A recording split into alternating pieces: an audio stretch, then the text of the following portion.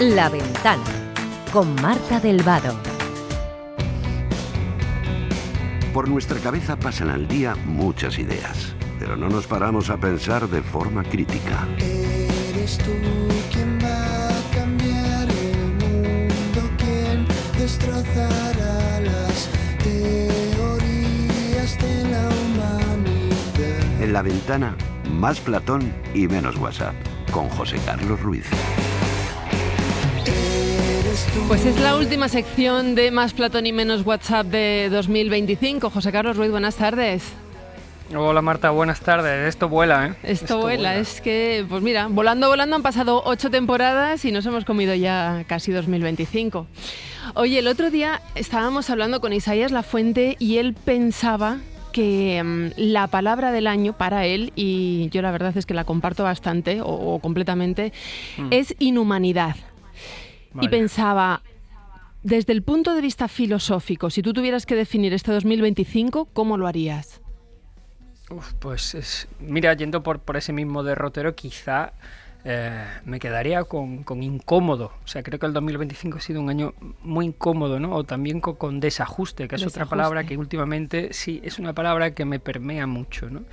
Y cuando pienso en los desajustes, filosóficamente hablando, sí, creo que muchas veces ocurren porque como sociedad seguimos usando categorías viejas, ¿no?, para problemas nuevos y no nos damos cuenta de que hacemos mal uso. Y te pongo ejemplos, ¿no? A ver, es decir, seguimos escuchando cada 2 por 3, ¿no?, la necesidad de diálogo, que es una categoría importante, pero que desde los clásicos el concepto diálogo tenía una connotación preciosa, porque dia significa atravesar y logos es una palabra polisémica que se puede interpretar como razón, es decir, el diálogo es cuando la razón nos atraviesa a todos, y sin embargo, cada vez que se utiliza el diálogo aquí, no se usa con esa intención, es decir, que negamos al otro la posibilidad de tener razón antes de comenzar cualquier diálogo. Y esas categorías creo que ya son insuficientes, es decir, funcionaron en su tiempo cuando la vida estaba organizada en un ritmo mucho más reconocible que el de hoy, con el tema de la categoría del trabajo, con la familia, ¿no?, incluso con la comunidad. Y fíjate, ya categorías como las instituciones también creo que han perdido esa funcionalidad. Entonces en el 2025 esos ejes ya no nos ordenan, es decir, ya no sirven para ordenar la experiencia como antes, y creo que ese desajuste termina manifestándose de alguna manera en una movilización de malestar. Y esto para mí ha definido un poco este 2025, ¿no? Un año muy incómodo. Pero entonces, ¿qué hacemos? Porque claro, resignificamos esas categorías que tú decías. Yo no sé si es solamente resignificar, sino tomar conciencia de la importancia de la categoría. Es decir, no utilizar la palabra en vano, no utilizar la categoría en vano, porque es verdad que, por ejemplo, cuando hablamos de valores, en la contemporaneidad como una de las grandes categorías, muchas veces se habla, pero no desde una posición pedagógica de apertura, ¿no? Decir, oye, pues vamos a intentar llegar a acuerdos, ¿no?, que generen un bienestar en la población, sino desde un espacio defensivo. Entonces, claro, ese desajuste que produce incomodidad aparece cuando esa sociedad, de alguna manera, se irrita porque no encajan las cosas como ellos creen que deberían ser. Entonces, los valores, por ponerte un ejemplo, los valores siguen ahí. Yo creo que todo el mundo sigue hablando de dignidad, sigue hablando de respeto. El problema está en que hubo un momento en que los valores eran universales y todos entendíamos esta serie de valores de la misma manera, pero ahora es lo que tú dices, cada uno está haciendo un uso interesado, digamos, de cada uno de estos valores. Es así, y se ha apropiado del concepto y le ha dotado del contenido, absolutizando cada uno de los valores. Entonces, ya no se trata de habitar el valor en lo común, sino de configurarlo y además de una manera un tanto obscena de exhibir ese valor que uno considera el absoluto, ¿no? Y claro, cuando tú estás en esa narrativa de apropiarte del valor con tu propia significación, pues al final lo que vas debilitando los vínculos, ¿no? Claro. Vas defendiendo que tú tienes un concepto de valor muy determinado, pero ya no te puedes vincular con el otro porque no compartes ese proceso de diálogo, ¿no? Y es un poco triste, la verdad. ¿Y cómo recuperamos estos vínculos o estos espacios del diálogo que al final son espacios de encuentro y de tender puentes con el otro, ¿no? De reconocimiento y de compartir? Yo creo que muchas veces hemos hecho aquí un alegato a favor de recuperar esto que comenta, y hemos hablado durante el año, y creo que está muy relacionado con el tema, con hacer una pedagogía del tiempo libre. en relación, por ejemplo, con los espacios públicos. Y es algo que sí, que se puede decir, pero que luego también tendremos que ver cómo aterrizarlo, ¿no? Porque creo que es importante cada vez más separar el ocio de la productividad, y que además es necesario que recuperemos ese sentido original del ocio desestructurado, y que implique vincularnos con el otro en espacios públicos. Es decir, el uso que hacemos, por ejemplo, de las pantallas, que a día de hoy yo ya no sé cuántas horas de consumo tenemos diarias, pero es una barbaridad. Incluso hay gente que lleva encima 3 pantallas. El otro día se lo decía a los alumnos aquí en la facultad. Digo, es curioso que tengáis 3 pantallas, cada uno a nivel individual y todas sincronizadas. La pantalla del teléfono móvil, la pantalla del ordenador y la pantalla del reloj. Y todas están sincronizadas. Entonces, para mí, la omnipantalla, como diría Jill Lipovetsky, se ha dedicado a deshumanizarnos, ¿no? De alguna manera, porque te desvincula, es decir, te conecta, pero no genera un vínculo vivencial con el sujeto. Entonces, hay una degradación de cuestiones fundamentales, como por ejemplo la democracia, que creo que también se ve afectada, ¿no? Porque el vínculo con los compañeros... Fíjate, lo que hacemos aquí en la radio, Marta, cuando yo voy allí a Madrid, estáis todo el equipo allí trabajando en presencial, en vivo y en directo, ¿no? Entonces se crea una comunidad donde no solamente se habla de trabajo, se va a tomar café, vas a comer, cuentas la vida personal, tus preocupaciones, tus alegrías, y vas creando ese vínculo, ¿no? Y ese vínculo hace que haya un corporativismo de alguna manera. Y que el poder de lo comunitario se vaya creando. Pero si ahora de repente todo el mundo pide teletrabajo y empieza a trabajar desde sus casas y hacéis reuniones y videoconferencias todo el rato, ese tiempo de creación de vínculo, de intimidad, desaparece. Porque la pantalla es verdad que te conecta, pero te limita en esos procesos de vinculación. Y yo creo que estamos perdiendo mucha fuerza de ese colectivo que antes se tenía incluso a nivel sindical, ¿no? A nivel laboral o a nivel corporativo. Y creo que es un modo de recuperar el pensar, de recuperar ese concepto de vínculo, como me preguntaba, de recuperar esos espacios. Esta idea me parece muy importante que reflexionemos en ella, ¿no? Que estamos en un mundo, vivimos en un mundo hiperconectado, pero no vinculado. Y claro, eso es muy importante, pues eso, para recuperar la humanización o para evitar la deshumanización, ¿no? Para parafrasear a Isaías. Oye, con esto de las pantallas, tú que has sido profesor de instituto durante más de 20 años, ahora en la universidad, yo creo que cada vez estamos siendo más conscientes, pues eso, de la parte negativa, ¿no? Del estar todo el rato trabajando o socializando a través de pantallas.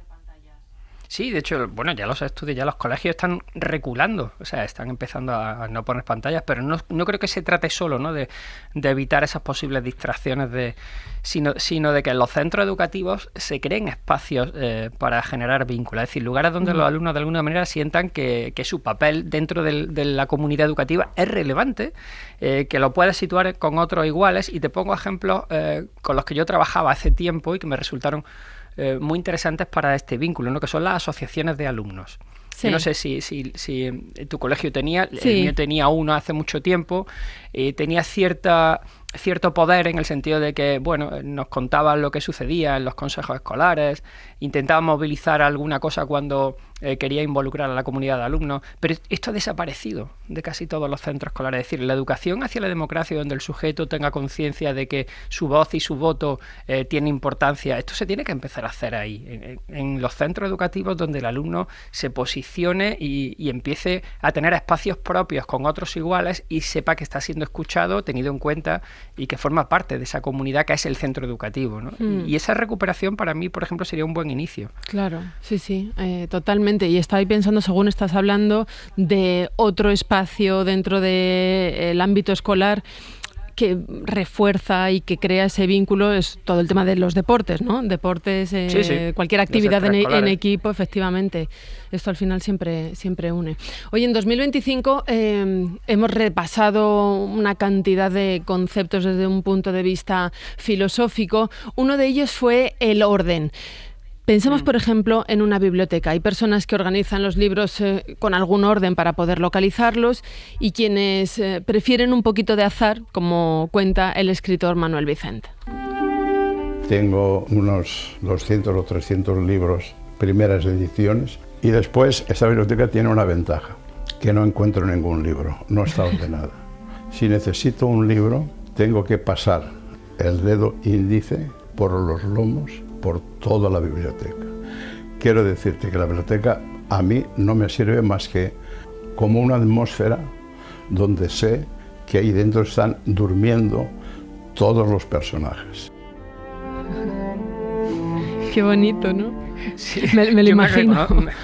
Me reconozco en él, o sea, yo soy un desastre con el orden de los libros, me pasa igual. Fíjate, comenzamos el orden, creo recordar que hicimos este programa por allá por enero, por Sí. decir, bueno, la gente comienza el orden, comienza intentando ordenarse un poco, ¿no? Efectivamente, O poner su para propósito, empezar ¿no? el año, digamos, con su vida exterior más ordenada, para ordenarse de alguna manera interiormente, ¿no? Sí, es verdad, es un tema de control, ¿no? Y es algo consustancial al ser humano. Aristóteles ya decía, ¿no? Que los seres vivos tienen una connotación teleológica, tienen una finalidad, es decir, tienen un orden hacia el que tienden, ¿no? Y en ese sentido creo que es fundamental que entendamos que una vida sometida a un cierto criterio de orden facilita el control, por ejemplo, del tiempo. Es decir, vivimos tiempos cíclicos todo el rato, donde Kairos forma parte de algo. Ese Dios de la oportunidad aparece de vez en cuando, pero el auténtico Dios que configura temporal nuestro mundo es Cronos. O sea, nuestro mundo es cronológico. Los días están ordenados, las horas están ordenadas, incluso hay horas jerarquizadas, horas laborales, horas de ocio, los fines de semana. Es decir, el orden es un fundamento de lo humano que, quieras o no, reposa un poco, tranquiliza el control del futuro. Oye, y por lo tanto, siempre que hay orden también hay desorden. Y los filósofos han hablado sobre, o han teorizado sobre el desorden también. Sí, inevitablemente. Es algo básico porque el caos ha formado parte del cosmos y de hecho el intento de controlar el caos siempre ha sido muy complicado, muy complicado. Otro de los grandes conceptos de los que hemos hablado mucho en esta sección y en La Ventana en general ha sido la inteligencia artificial. Y sobre este tema vamos a rescatar de una entrevista una pregunta que la filósofa Adela Cortina plantea al respecto que me parece interesante escucharla. La ética de la inteligencia artificial es la que deberíamos adoptar los seres humanos para tratar los sistemas inteligentes, ¿o es la que deben practicar desde sus principios y valores morales los sistemas inteligentes, es decir, las máquinas, los algoritmos, los robots? Aquí el cambio del genitivo subjetivo es importante. Es la ética que los seres humanos tenemos que utilizar para tratar a los sistemas inteligentes, o es la ética de los sistemas inteligentes que desde sus valores y desde sus principios tienen que actuar también éticamente. ¿Cuál crees, José Carlos, que es el principal reto que tenemos con respecto a la IA? Hombre, el tema de la ética me parece importante, pero creo que hay otro ahora más relevante o más acuciante, que es lo que se llama anomia epistémica. La anomia epistémica es la falta de interés por comprender en lugar de resolver. Es decir, la peor consecuencia que creo que tiene a día de hoy la IA es la erosión que sufre el esfuerzo que antes solíamos hacer para comprender algo, porque ahora se lo pregunta a la IA y directamente te lo contesta. Es decir, es el modo en el que vamos delegando los procesos cognitivos en la IA y, es decir, descargamos cognitivamente lo que antes hacíamos en la IA y creo que poquito a poco esto nos va a complicar mucho nuestra propia capacidad de procesar información. Y esto me preocupa porque tengo la sensación de que muchos de mis alumnos están llegando ya con menos capacidad de procesar información porque la IA se la procesa por ello.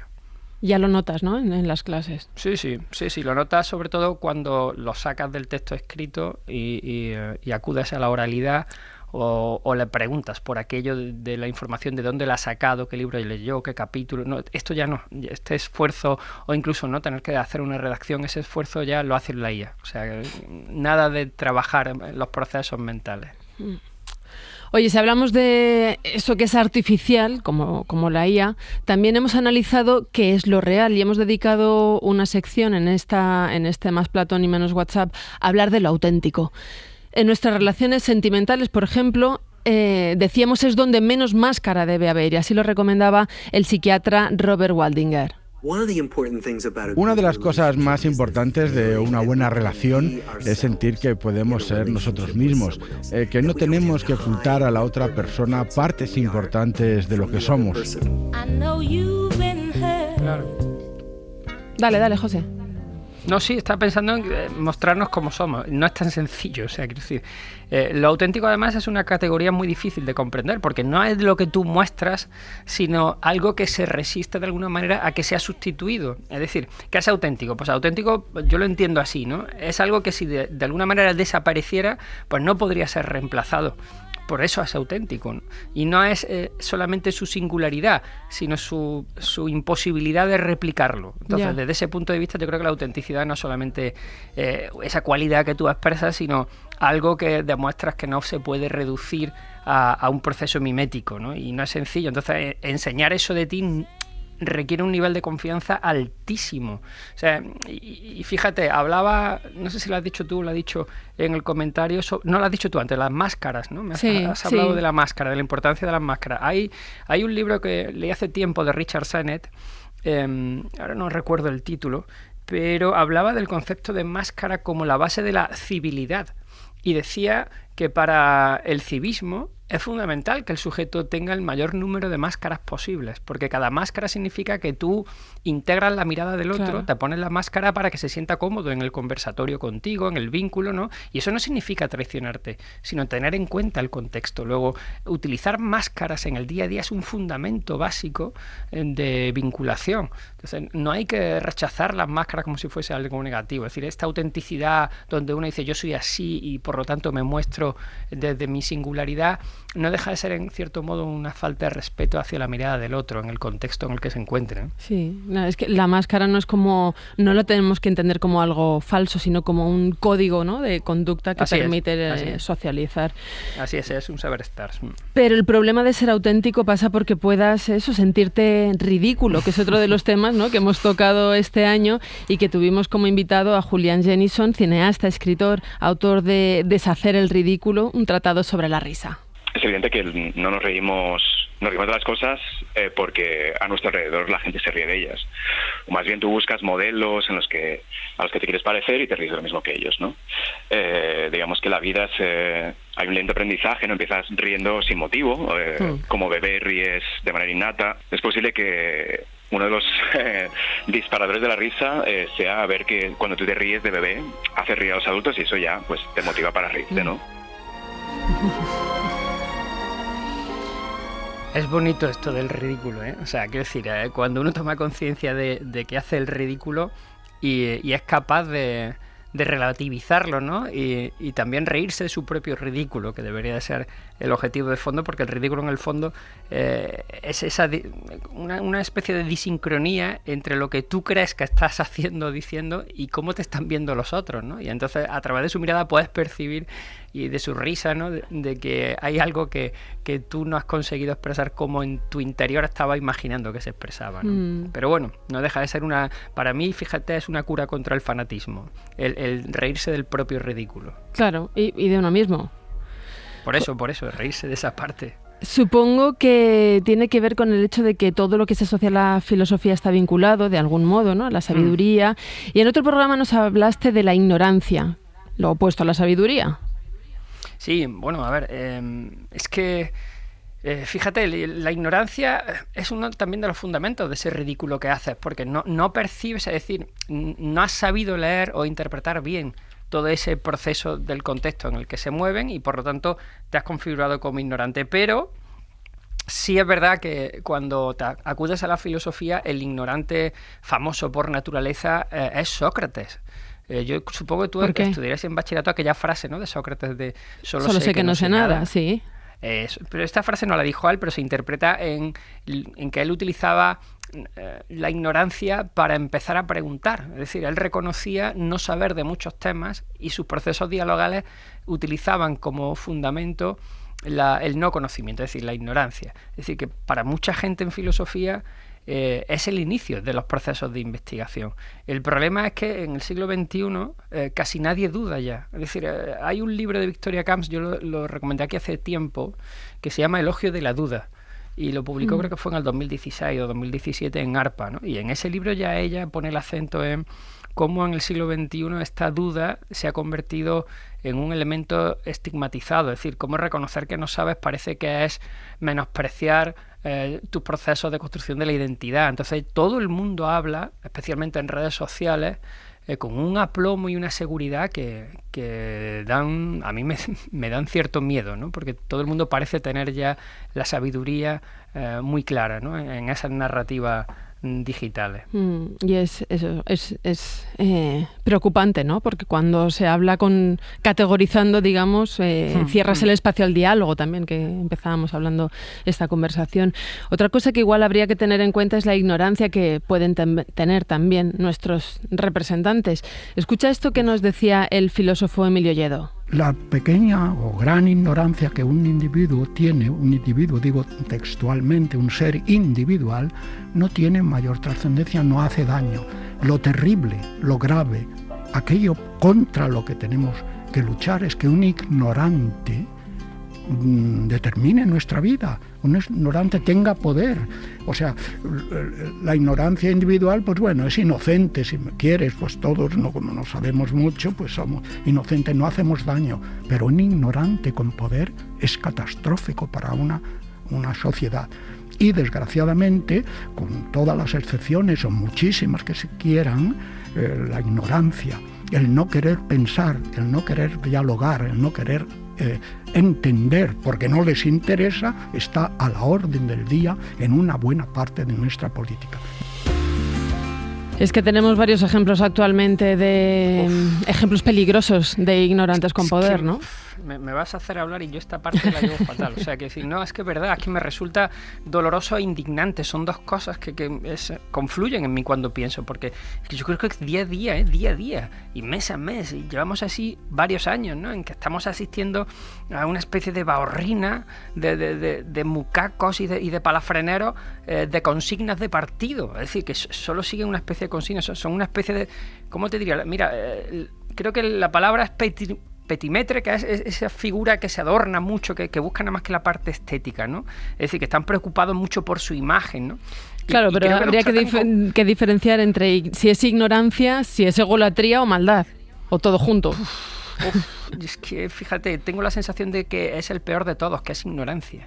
Porque nos tratan como si fuéramos nosotros tontos y sus discursos están muy adocenados y muy potenciados en lo emocional, pensando que no nos damos cuenta, o tengo la sensación que es esa. Entonces, si de verdad pensaran en el bien del pueblo, que tienen que gobernar, yo creo que si mostraran una pizca de inteligencia algunos de ellos, estarían abiertos, por ejemplo, a algo que a mí me parece evidente, que es admitir que cualquier idea constructiva para gobernar la ciudadanía, aunque venga del partido contrario, tienes que reconocerla como buena e integrarla y darle las gracias por ella. Bueno, pues esto no se lo he visto nunca a nadie.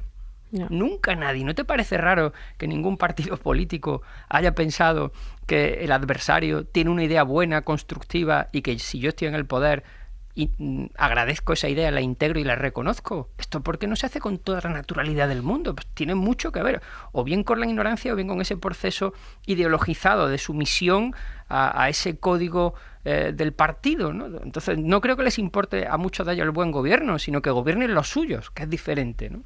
Y entonces esto a mí me provoca un dolor y una indignación tremenda. In my wrestling and in my doubts, in my failures, you won't walk out. Your great love will lead me through. You are the peace in my troubled sea. Whoa. José Carlos, terminamos con una bibliosofía, ¿con qué? Pues mira, como vamos a ajustar de tiempo, algo cortito y sencillito. Una bibliosofía. Recomiendo un libro que me leí el otro día en el AVE en ida y vuelta a Córdoba-Barcelona, que es Siddhartha, de Hermann Hesse. Todo el que se quiera acercar un poquito a la filosofía oriental y al concepto de la vida como fluir, me pareció un libro, lo leí hace mucho tiempo y lo releí, me pareció bellísimo, sencillo y muy interesante para estos días de Navidad. Qué bien. José Carlos Ruiz, muchísimas gracias, amigo. Nada, un abrazo enorme, Feliz Marta. año. Feliz año. Shining in the darkness, I will follow you, my lighthouse, I will trust the promise, you will carry me safe to shore.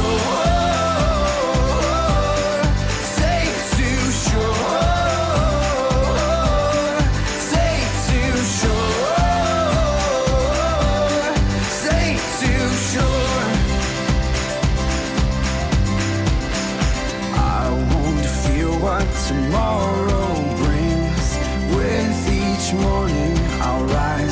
see. My God's love will lead me through. You are the peace in my troubled sea. Whoa, you are the peace